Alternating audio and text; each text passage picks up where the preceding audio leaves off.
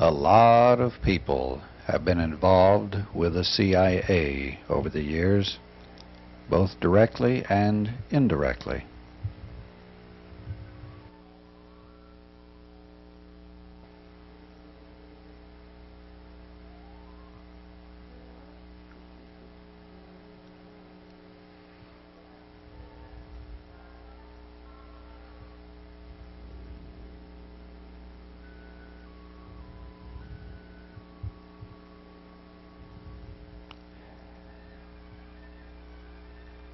Yes, a lot of people have been involved. Particularly this man, John Stockwell, who is with us tonight on Alternative Views News Magazine.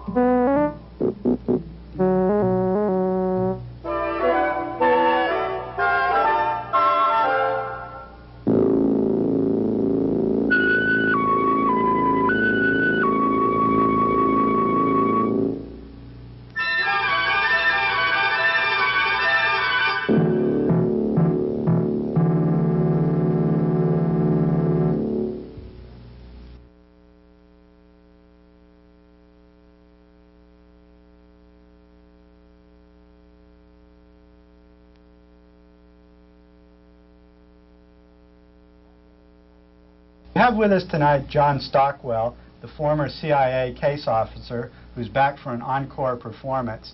We're going tonight to discuss the On Company Business, the documentary film that has been made recently about the CIA. John, and we'll be seeing some sections of that film tonight. Right. I should have mentioned that earlier. We have a few clippings that we will discuss and comment on. And we're also going to discuss John Stockwell's court case where the government is suing him because he allegedly broke his contract or oath with the CIA not to disclose any information about their operations. And according to a recent Supreme Court decision, former employees of the CIA no longer have the right to disclose secrets about the agency. John, could you tell us a few things about the government lawsuit against you? First of all, what was the Frank Snepp case? What was the Supreme Court decision that's the basis of the government's harassment of you now?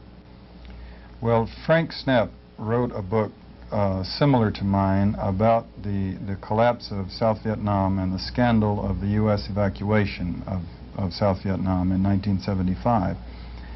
And he, like me, did not submit the book for CIA review or censorship. For the obvious reason they would not have let him publish the entire story. As a result, the CIA sued him in a test case. The reason they picked him was because his book came out before mine by a few months. And then when mine came out, they said that they would have preferred, they wished they'd waited and gotten me instead. For technical reasons, my case would have been more interesting to them, and actually it would have been more interesting to me. I think I could have made a better fight than Frank Snepp did of it. But they took it to their favorite court in Alexandria, Virginia, where the judges are notoriously biased in favor of the agency, flagrantly. That's right next door to them. Right next door. The statements the judges made during the trial, like early on, that the facts of the case didn't interest him one damn bit, mispronouncing Frank Snepp's name repeatedly during the trial, interrupting on behalf of the district attorney, the prosecution, to protest testimony that the judge didn't like was going on. He would say objection sustained when there had been no objection, and things like this throughout the trial. And then, perhaps the most incredible of all, when Snepp tried to get waiting to get the transcript of some of the incredible statements that were made in court through the transcript of the proceedings, found that they had been expunged. So they were not part of the court record, even though all of the attorneys and journalists present were witness that they had been said. And the CIA taking Snepp to this court The judge referred during the proceedings to Frank Snapp's ill-gotten gains from his book and ruled heavily in favor of the government, that Snapp should have to pay the government everything he'd earned from the book. Even though Snapp never did reveal any information that was classified. They never claimed that he had revealed a single secret. Their point was that he had signed a contract with the government not to attack the government without the government's permission, and therefore his book was illegal, a breach of contract, and that he, by signing that, had waived all of his First Amendment rights. He no longer had freedom of speech. The appeals court in Richmond, Virginia, ruled in CI's favor, but they ruled that that a judge, a federal judge, could not affix the damages, that a jury would have to affix the damages, that the judge could award the government $1 from Frank Snapp. The Supreme Court, in a decision this last January, which was described in the dissenting opinion as unique in the history of the Supreme Court, it refused to hear the case. It refused to hear Frank Snapp's arguments or the government's arguments, but it ruled in favor of the government. It gave the government more power than it had asked for. Beyond that, it legislated new law. It's supposed to interpret existing law, but it ruled in its written statement that its objective was to create a situation, a law that would protect the confidentiality it considered necessary to the functioning of the CIA. Now that clearly is the Congress's responsibility to legislate new law, but it did rule that, and we are now stuck with the Snapp decision. Snapp is having to pay back $120,000 from proceeds of his book. 3 weeks later, the government initiated its lawsuit against me to deprive me of my ill-gotten gains. You're going to have to stop having parties and give away back all those Rolls Royces and stuff like that you've been going with. Yeah. We laughed, actually. The government was not aware of the fact that a book like that does not make that much money. And 3 years, the money is long since spent. 3 years of my travel and research costs and my taxes, and the money is spent, and I lived, as you well know, quite modestly during the interim. John, what are the implications of this Supreme Court decision? What does this mean vis-a-vis First Amendment rights and government secrecy and suppression of information from the public? Well, it means very simply that in that decision that the Supreme Court has upset the delicate balance of power on which our government functions. It means that people, according to their law, their ruling, people who have worked for the government, whether or not you signed an agreement, even if you did not sign an agreement, you have a fiduciary responsibility not to attack the government without its permission if you've worked for the government. If you do, they cannot, under that ruling, put you in jail, but they can sue you for whatever damages a judge without a jury decides to stick you with. Now that means, for example, that, see, the CIA is an office of the White House. And that means that the President has in his power to do incredible things, as the CIA has, truly incredible things, depraved things, and people who know what these secrets are not allowed to speak out about it, much less do anything about it. It is quite literally an official secrets ruling. It's not an act of Congress, but it's an act of the Supreme Court. Under this ruling, they cannot put you in jail, but they can sue any former government employee for damages if he attacks the government. Now, by attacking the government, mind you, I didn't write a book calling for a violent overthrow of the government. I wrote a book which exposed a war the CIA had done in Angola, an irresponsible war in which 10,000 people were killed needlessly, not even to protect our national security, and about Henry Kissinger and William Colby lying to the Congress to cover up that war. I felt that I was in a position where my bosses had consciously and flagrantly defied the Constitution and were functioning as a secret police, separate, apart, and above the Constitution. And I struggled with my conscience at length, but I decided that if it comes down to loyalty to the CIA and loyalty to the Constitution, you must choose in favor of the Constitution. I was wrong, according to our Supreme Court. It is the heaviest blow to the First Amendment in the history of this country. It's also very interesting that the people like the ACLU, Civil Liberties Union, and the press have roundly criticized the Supreme Court for this decision. What was the vote, by the way, in the court? Do you remember what it was? 3 dissenting opinions. So this is sort of Nixon's revenge, the Supreme Court on the American people. Well, I must say, though, that this is really not an unusual attack. We've seen from the Trilateral Commission the book Crisis of Democracy, indicating that they want legislation to do just what the Supreme Court has done. And the Senate Bill 1 and the son of Senate Bill 1, which has been pushed so hard by Senator Kennedy, and which has been fought so much by, and successfully so far, by the ACLU, also would legalize exactly what the Supreme Court has already done. So it isn't that the Supreme Court is such a maverick in this sense.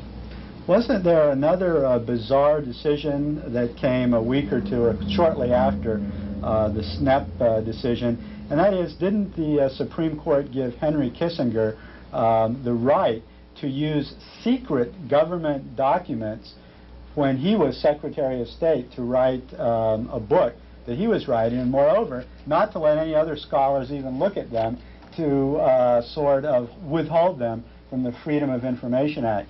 Could you comment on this and some of the implications of this Kissinger decision?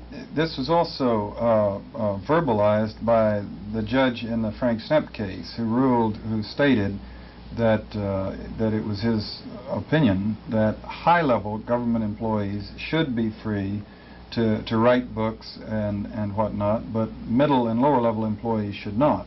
And read that if you are a high-level employee and you write something that is patently false and full of lies, it's okay. If it's an apology for the crimes you've committed or those around you have committed, it's okay. But if you're someone who is in the middle levels, deeply involved in what really happened, and want to tell the American public about what was done with our tax dollars, often to the American public, that is not permissible.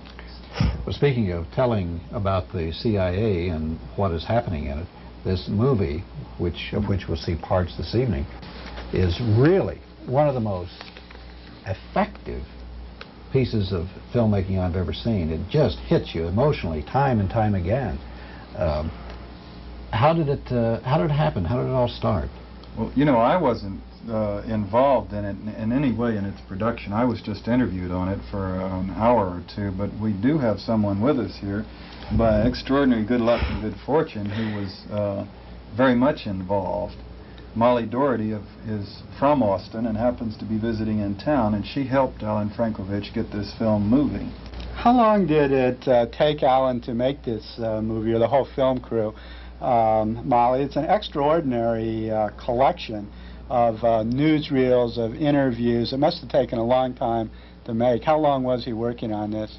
I think he was working on it close to 7 years, and a lot of the problem was it's not just an extraordinary amount of research involved in such a film in order that every detail be totally accurate and corroborated by several sources, but also that he had to spend a lot of time fundraising, because he couldn't find anybody to financially back up the movie. Nobody put up $1 million no. to do it? You mean Gulf and Exxon weren't interested no, in people learning about the CIA? No, they weren't very supportive. And the movie cost altogether around $350,000, and that was mostly raised in $50, $100, and a few $1,000 increments. So that's one reason the film took so long to make. Where has it been shown? I know it's been here on PBS. It's been around the country on PBS. And what about outside the country? Well, it's shown at Cannes Film Festival last week, I believe. What was the reaction there? I haven't heard yet. At the Berlin Festival, it won the Critics Award. Yeah, it won the Critics Award for the best movie. It's unbelievable, some of the material they have.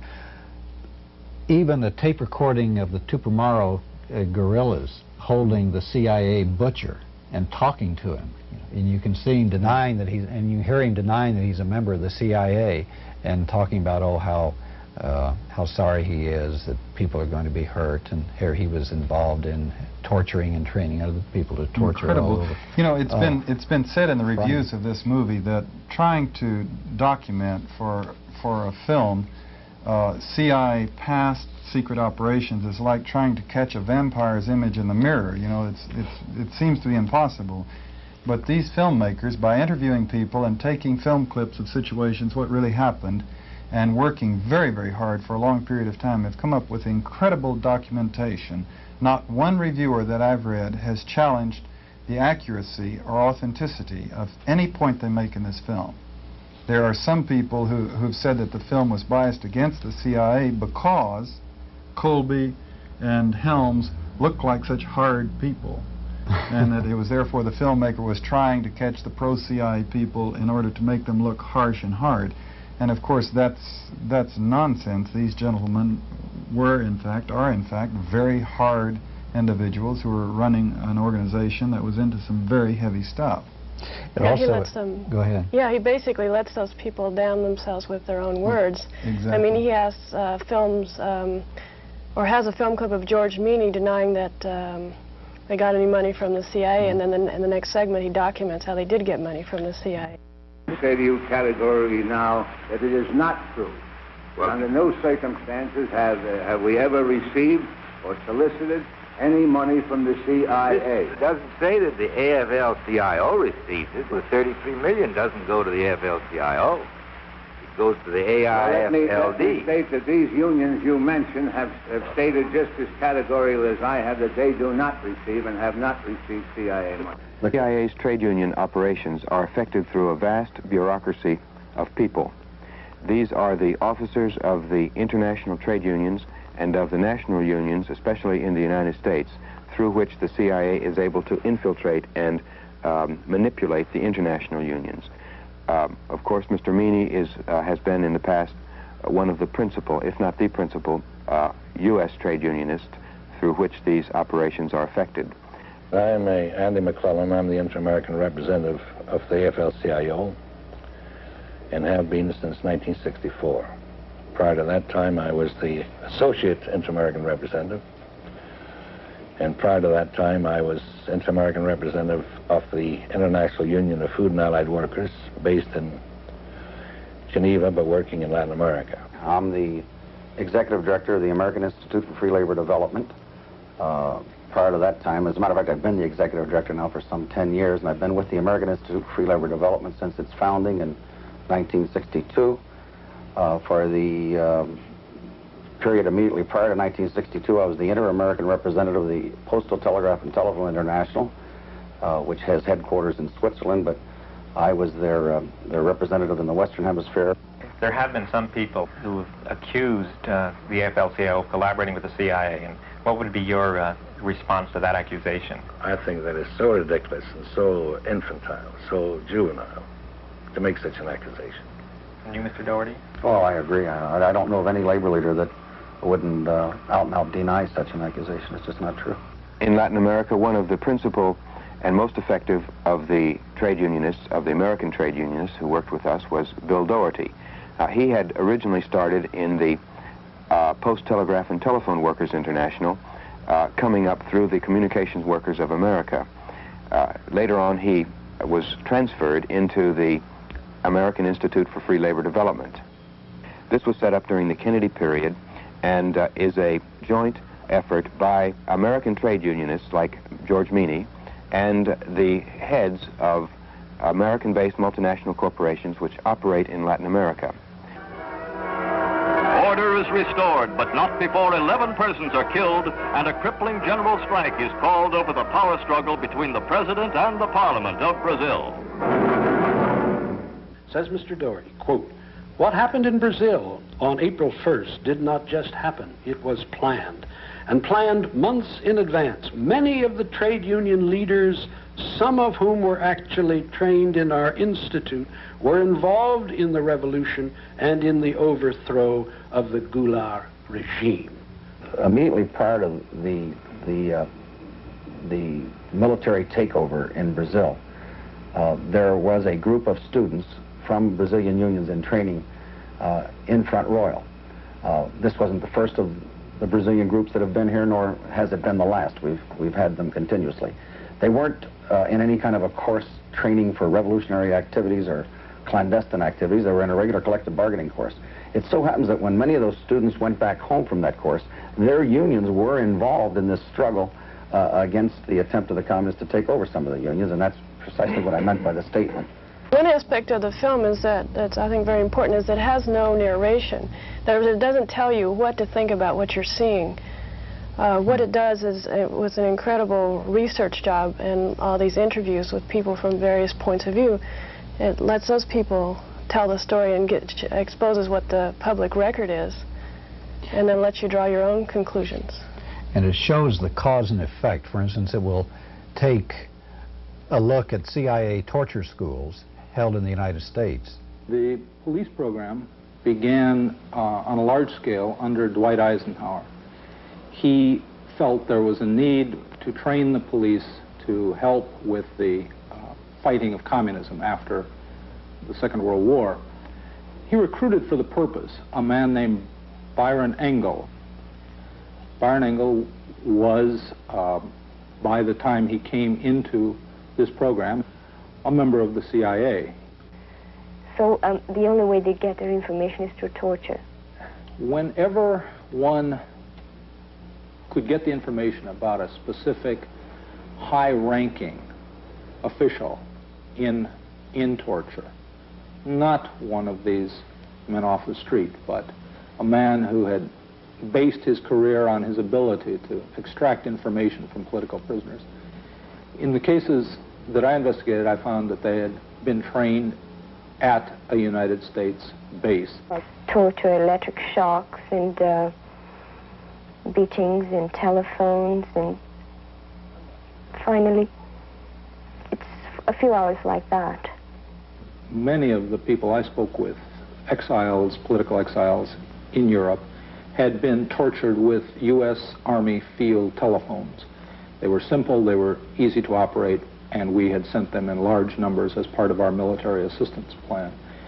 You hook up wires to the telephone, and you put one wire perhaps on a man's penis.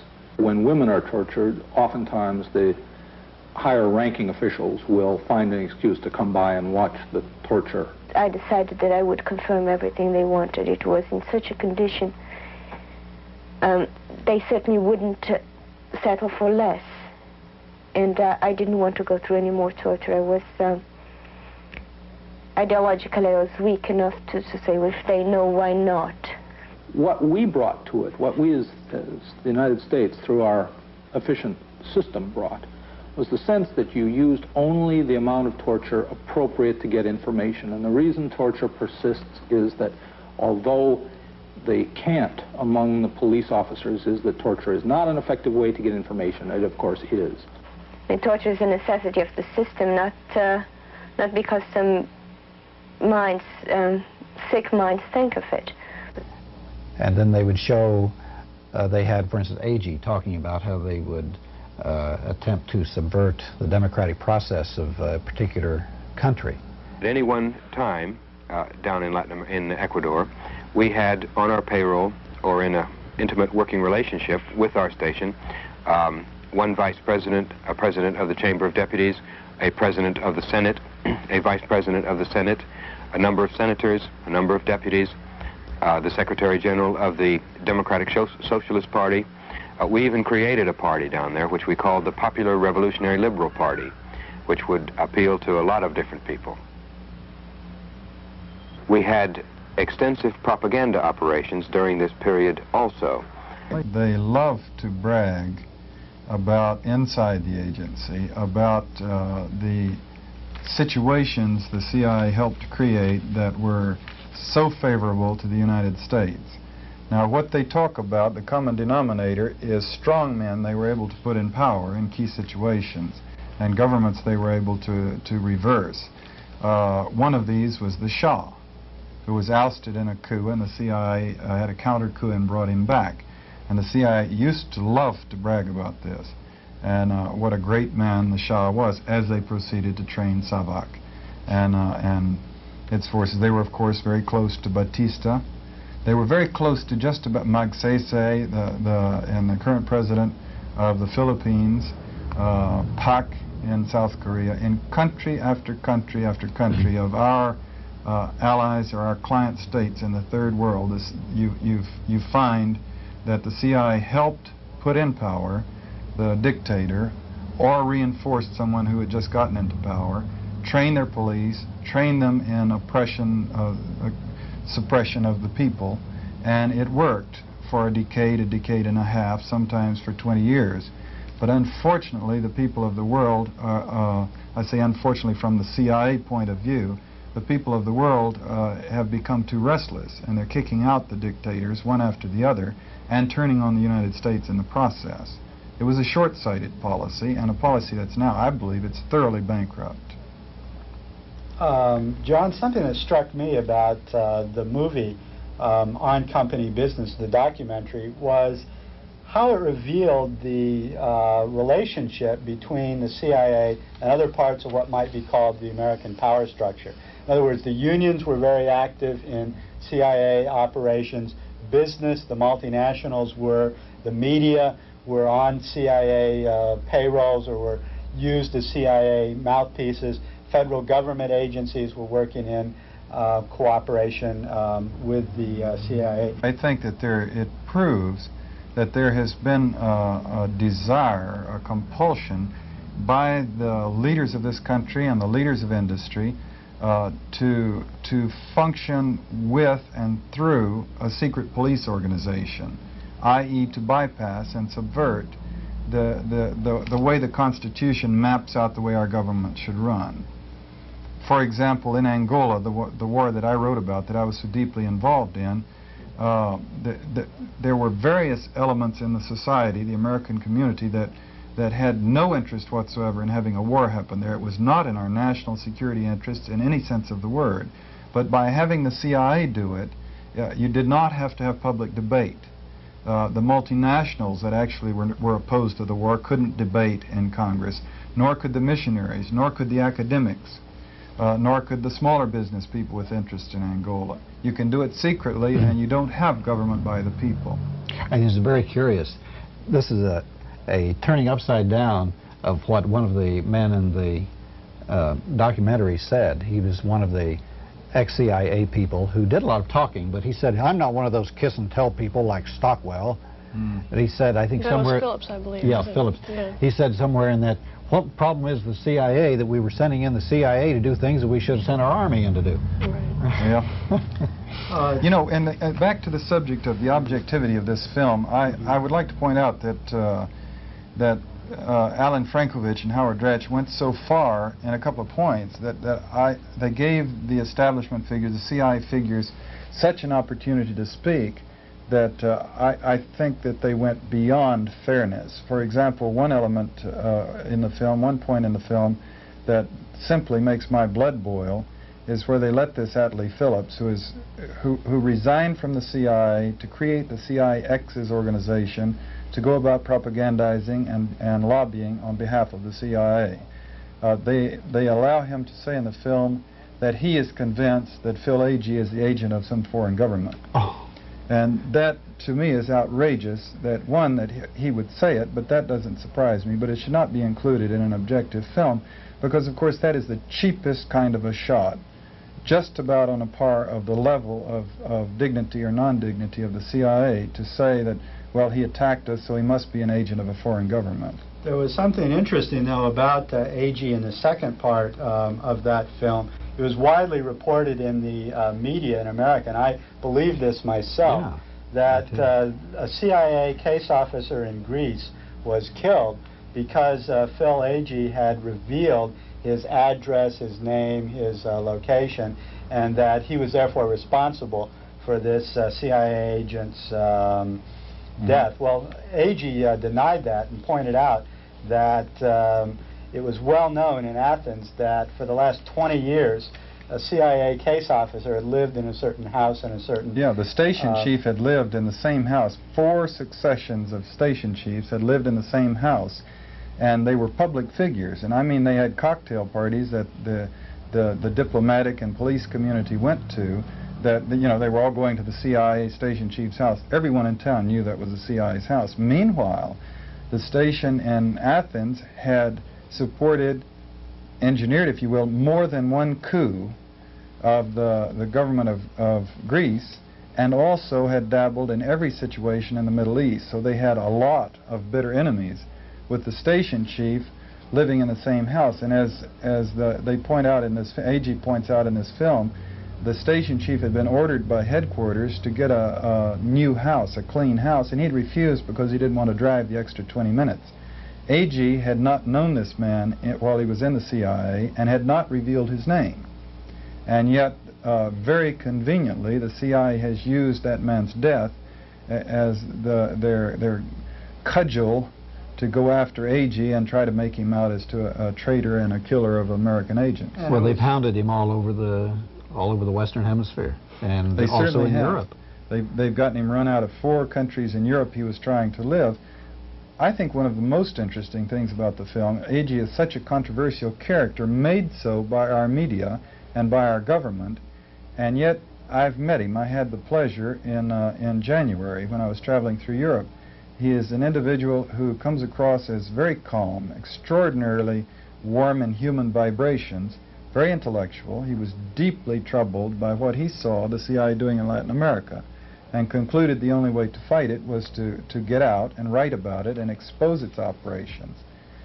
He had a fascinating exchange with the New York Times recently, where someone wrote an article saying that AG had his right, I believe it was to his passport, but that they disagreed with him otherwise because of his exposing names. So Phil wrote a rebuttal, which they did publish, in which he pointed out that he had not revealed a CIA officer's name in well over 3 years, whereas, and he listed all of the cases, and there must have been a dozen, where the New York Times had revealed CIA officers' names, and just nailed them to the wall with their hypocrisy. Well, as you've said on previous programs that we've had with you, that overseas it's common knowledge as who is a CIA agent. Absolutely. Or at least the American. Maybe not the contract agent, but at least the case officer and where he lives and all. 85% of the CIA case officers not only are well known, but they play to that because it's glamorous to be the CIA guy, the spook. Plus the fact that the KGB, the Russian KGB officials, have social relationships with the CIA. Endlessly, drinking vodka together, endlessly. In fact, I was in Germany once, and I picked up this book, Who's Who in the CIA, and they had literally thousands of people listed, including 3 of the neighbors that I grew up with in Falls Church, Virginia, that so in certain areas of the world, it's no secret who the CIA officers are. This gets back to the crux of the whole matter of government secrecy, in that it is the purpose of government secrecy in terms of the CIA is to keep the American public from knowing what the government is doing. The victims, the people in the countries overseas, almost always know the full truth about the bloody operations that are killing them and messing up their lives. Secrecy is designed to keep the American people from knowing about it. The point of that is the CIA's big push for greater secrecy and protection of its secrets is not to keep enemy agents from knowing what it's doing. They know. It's to keep, it's political. It's to keep the American public, the electorate, from knowing what it's doing, because the American public could rise up and vote the CIA out of existence. Therefore, it's hammering away to muzzle me and Snap and AG. It cannot exist with an educated public. If it continued its operations of killing people overseas, of experimenting on American citizens with drugs and drug-sex mind control experiments, the American people would rise up and put it out of business. The only way it can continue its operations is to have secrecy to keep the American public from knowing what it's doing with this particular $13 billion a year that it spends. I think one of the distressing issues of this whole complex of things that you just raised is how the media has been, up until this movie on company business and a couple other PBS discussions or documentary, the media has been glorifying the CIA. The most striking example, and I think the On Company Business really reveals this, is the story of Dan Mitrione, a CIA agent in Uruguay. We were unsuccessful in our efforts to weaken the left in Uruguay during the period when I was in Uruguay, 1964 to 1966. Our job, in the face of the growth of the strength of the left during that period, was to promote repression. It was the only alternative we had. In 1966, we brought in a CIA officer who set up his office in the police department under the cover of the public safety mission of AID. This officer was to work exclusively with the police intelligence, trying to improve its capabilities. This officer was still there in 1970 at the time that the American Public Safety Mission chief, Dan Mitrione, was kidnapped and executed by the Tupamaros. Mitrione was the small city cop in Richmond, Indiana. He had advanced to the position of chief of police and had heard about Byron Engel's program in Washington, applied, and of course he was exactly the sort of person they were looking for to send abroad. Diligent, hard-working. Dan exemplified the highest principles of the police profession, that of social service. He served in Brazil for 7 years, at the International Police Academy in Washington for 2, and in Montevideo for 1. There are 250 million people in Latin America. In many of these countries, the communist terrorists are trying to tear the fabric of democracy apart. Some of these countries, Uruguay among them, realize that the best protection against this is the development of a democratic police and have asked the United States to help. And this is what Dan was doing in Uruguay. He went to Uruguay to get information. This is part of the testimony of Manuel Evia of Uruguay. He said regarding Mitrione, this question of perfectionism, he insisted on an economy of effort. He used to say precise pain in the precise place at the precise time. One of the pieces of equipment that had been found useful was a wire so very thin that it could be fitted into the mouth between the teeth, and by pressing against the gums increase the electrical charge, and it was through the diplomatic pouches that Mitrione got some of the equipment he needed for the interrogations, including these fine wires. Several street beggars were picked up whose disappearance would attract no attention.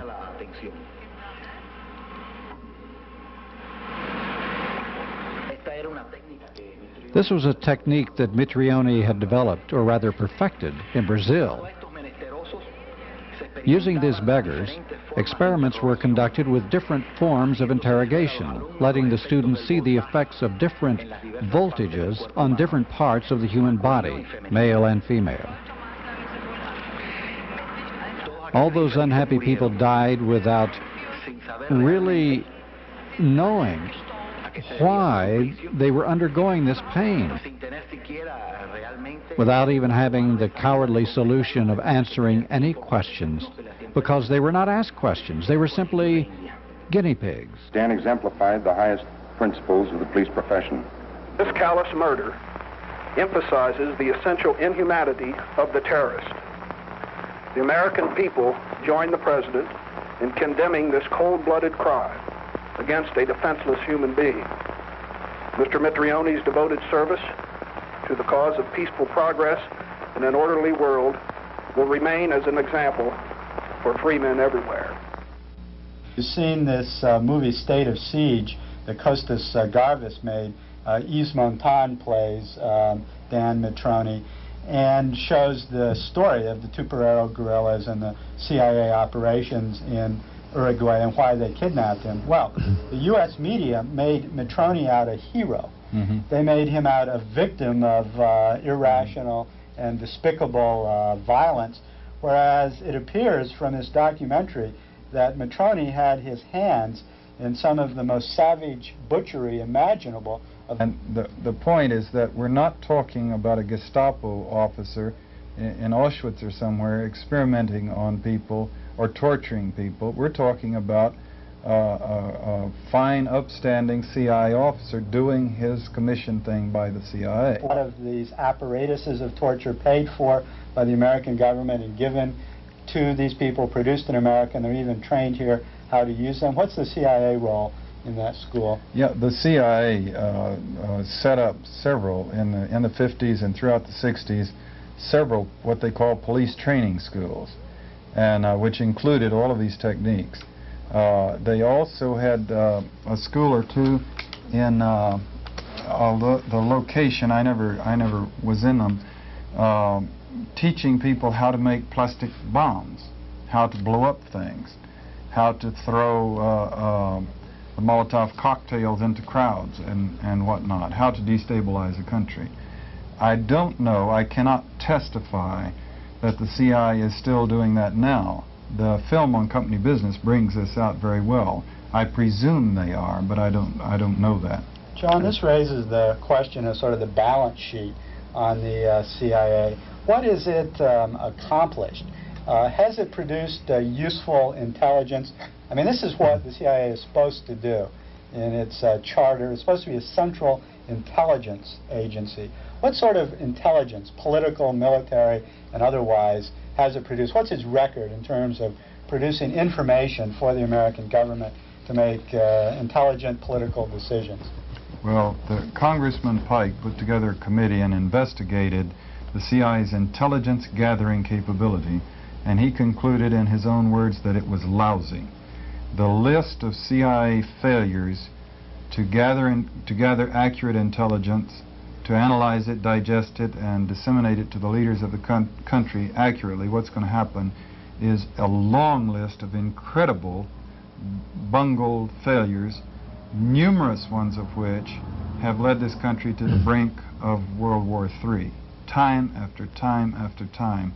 Take a situation, look at what the CIA did during it, and you'll find, if not the entire situation, at least major elements of it were inaccurately reported by the CIA in a way which screwed up our government's ability to react to the situation. But John, what about just the gathering of information, of intelligence, as distinguished from the dirty tricks business, the going out, the overt, aggressive type of behavior?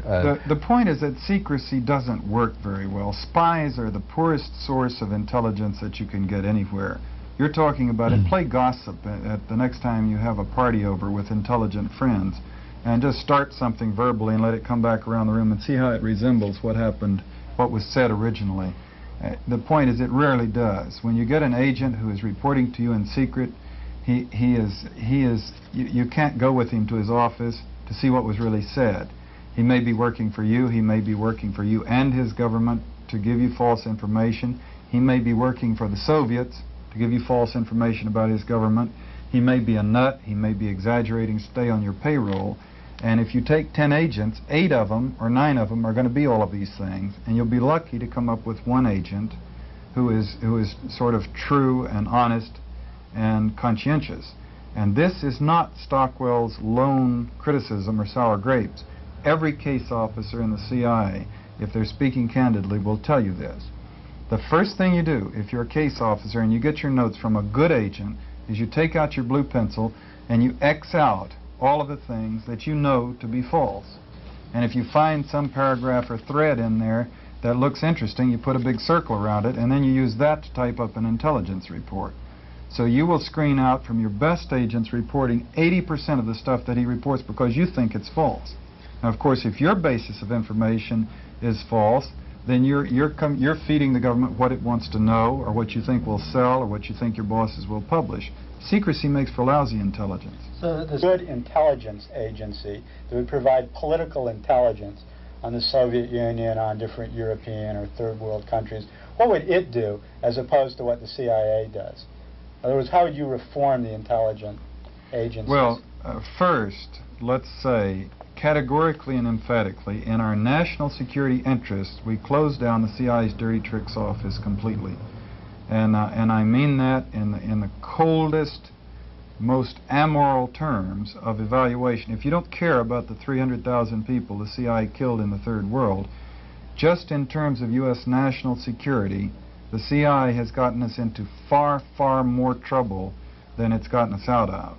By that I mean Vietnam was a CIA operations for 7 years before it managed to get the presidency and the army involved. And the Bay of Pigs, and Angola, and Iran, and Nicaragua, and Cuba, and Chile, and Indonesia. The list is endless of situations where the CIA has gotten us in, and not the KGB, not our enemies, but the CIA has led us into these. The 18-year war against China, which made it almost impossible for well over 20 years for the United States to do business with this huge country. And we almost got the decision made to drop atomic bombs in almost all these cases. In almost all these cases, we were on the brink of World War III, of the Holocaust, because of CIA activities, not because of the KGB. Of these 300,000 victims of CIA operations, not any of them, of those countries, were actively involved in terrorism or war against the United States. China wasn't dropping parachutists into the United States to blow up our installations and kill people, nor was Cuba, nor was Angola, or any of these places. It was one-sided wars killing people. But in addition to that, only perhaps 6, maybe 10 people out of those 300,000 actually worked for the KGB. The CIA was not fighting the KGB. It was killing people in the third world. And perhaps 5% of them at the most, and I doubt that seriously, were Communist Party members or communists. We were talking about 300,000 just dead people caught on the battlefield. Now, aside from all that, which is to say, close the Dirty Tricks Division down, play to our strength, be public, tell the world what we believe in, and deal with them openly, and we would be far further ahead in our international affairs now than we are. But aside from that, what do you do about gathering intelligence? So you close the operations division down, but you argue that the nation does need good intelligence in order to function. I fully agree, but intelligence gathered through covert sources, it produces a long history of failures, of corruption. You're in the chain of command from the president right down to you, and you're working for these people, and you're reporting on a situation about which they have an important policy.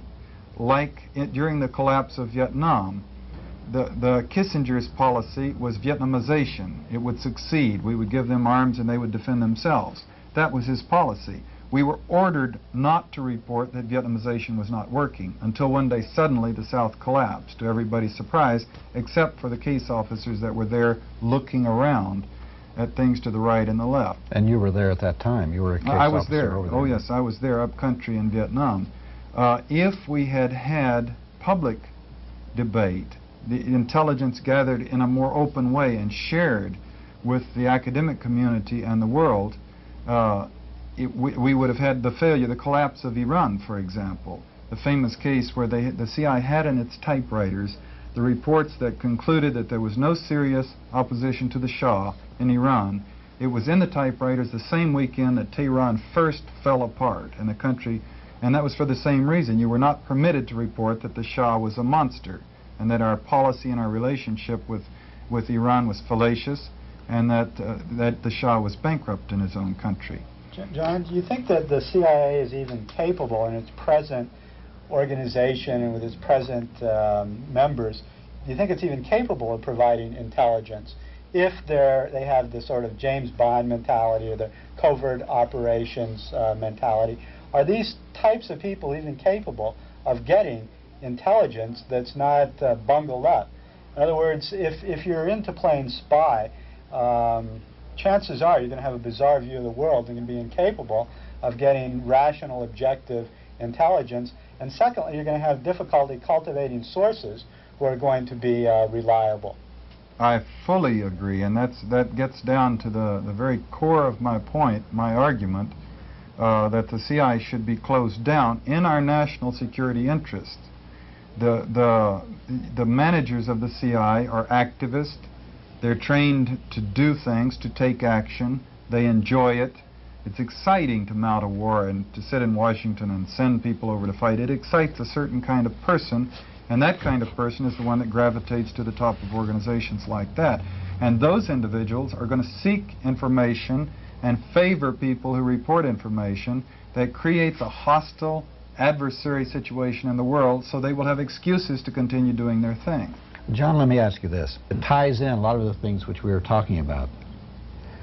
It seems that the Rockefellers, David Rockefeller and the Chase Manhattan Bank, the Rothschilds, who are the Rockefeller counterparts in France, and the crime syndicate, as represented by Resorts International and the, let's see, who's the big man, head of the mafia? Oh, his name escapes me right now. Lansky? Yeah, right, Meyer Lansky. They invested in an organization, all three of them, the underworld and the overworld, right? They invested in an organization which provides security service and intelligence service for anybody who will hire it. They hired ex-CIA people. They hired people from Interpol, National Security Agency, from the FBI. They hired an ex-Air Force general whose main job was security. They hired an ex-district attorney whose main job it was to investigate and ferret out and to prosecute the crime syndicate. And they also have ties through the Rothschilds with Mossad. Now, to me, this is the outline. Don't know, haven't heard anything about it since then, but this seems to me the outlines of a monstrous organization where you tie all of these together. Isn't this one of the things wrong with secret intelligence agencies, is that it feeds right-wing paramilitary groups. There's a lot of private intelligence operating companies that do sort of dirty work for corporations, industrial spying and probably worse, who are often former CIA or FBI agencies. So it just creates a climate and operations and practices in society that are anti-democratic and are dangerous. There's another article in Penthouse talking about the EPIC, which is El Paso Information Center. It's run by the Drug Enforcement Agency, and it has inputs from all of the police and intelligence organizations from all over the country, including an interface into Interpol. This is a result of Nixon's decision several years ago that all the intelligence agencies should provide information to the Drug Enforcement Agency. So they have computers now that bring in all this information from their information banks into this area. So raw data, unsubstantiated, unevaluated, it goes into the computer. So anybody can be tabbed by them, and this is another area where the intelligence with the CIA is creeping out of the CIA and into the rest of our lives. A small thing perhaps, but an ex-CIA agent who was involved in these cop training programs, torture places, just been made head of the New Mexico prison where they had the uprising a while back. But you see it more and more. Well, John, thanks a lot for coming on our program again. Let's move now from 1980 to 1987 and check out some news stories about the subject we've been talking about. Every month or so I get a publication from Amnesty International, since I'm a member. It's called, appropriately enough, Amnesty Action. I guess it's just a newsletter of some sort. And they give a rundown on who's being tortured in the world. They have one particular section I always look at. It gives a rundown on Central America and what's going on down there, and I'd like to read you a little bit of it. I think it's interesting. For instance, in Brazil, their new civilian government is introducing measures to protect human rights, although Amnesty continues to receive reports of torture and killings in that country. And Argentine government is proceeding with trials against 9 military commanders for the disappearances that occurred between 76 and 82. And efforts there are continuing to find 100 children that are still missing that disappeared during this reign. They say also arbitrary arrest, torture, and killings by Guatemalan and Salvadoran military and paramilitary forces appear to be more selectively directed against suspected government opponents last year. This is more so than in previous years. And both governments are also targeting trade unionists and human rights workers for oppression. In Honduras, opposition forces reportedly torture and assassinate their citizens there. Amnesty cites indications that the United States' assistance to these forces encourages or condones these abuses. In Colombia, there's increased disappearances and political killings by government agencies. And there's a steep rise in abductions and killings in Chile. And they go on to say that in Mexico there's also a number of documented cases. The thing that's interesting about this is that they also mention Nicaragua. This is the Amnesty International, remember. And the only thing they say about Nicaragua is, quote, Amnesty's concerns in Nicaragua focused on short-term detention of prisoners of conscience. So no matter what the Reagan administration tells you, The people who are really in the business of documenting torture tell it completely different. On September 8 of 1985, the White House asked Congress for $54 million to counter the terrorist threats, to start this business all over again of training and supervising the Central American police and army forces, same thing that they were stopped from doing a few years ago. But the administration says that likes this program so much, they plan to make it a global one, so it will serve as a model in the worldwide fight against terrorism. Speaking of state-sponsored terrorism and torture, there was a report just released today by the America's Watch Group, which is a New York-based civil rights organization, that indicated that the Contras have one of the worst records in the world for civil liberties violations. According to this 170-page report that was just released, the conduct of the military conflict, particularly by the insurgent forces, which are the Contras, continued to have a severe impact on the rural civilians in Nicaragua. Violations of the law of armed conflicts by the Contras caused great suffering to the Nicaraguan people. At a news conference releasing the report, their chairman, Ira Nair, said that the Contras still engage in selective but systematic killing of persons they perceive as representing the government, in indiscriminate attacks against civilians or in disregard for their safety, and in outrages against the personal dignity of prisoners. One of the worst things that the Contras have been doing is setting landmines. And I just saw on C-SPAN an interview with Elliot Abrams, who's the Assistant Secretary of State in charge of Central America. And he was claiming that the Contra landmines are only set off by remote control and only are targeted against military targets, but that they've made a few mistakes. Whereas I've read report after report that was confirmed in this America Watch report that indiscriminately they put landmines all over different rural areas of Nicaragua, that whoever goes over them, civilian, military, innocent tourist, is going to get blown up, and that that's part of a policy of systematic terrorism by the Contras that have been denounced in this America Watch. And Craig, just like Amnesty International, they said that the Nicaraguan government had not engaged in any systematic violation of civil liberties, that they'd been somewhat rough in their interrogation activities of people suspected of aiding the Contras, but that there was no evidence of torture or murder of any political prisoners. And they say that the Nicaraguans in this report, the Nicaraguan Sandinista government, has improved in recent years in their civil rights record, particularly as they've treated the Mosquito Indians, who at one time were subject to government repression, but now have been treated better in recent years by the Sandinista government. Whereas the America's Watch report concluded that the Contras were becoming worse in their violation of civil liberties. And that was Alternative Views for this evening. Alternative Views is a production of the Alternative Information Network. P.O. Box 7279, Austin, Texas 78713.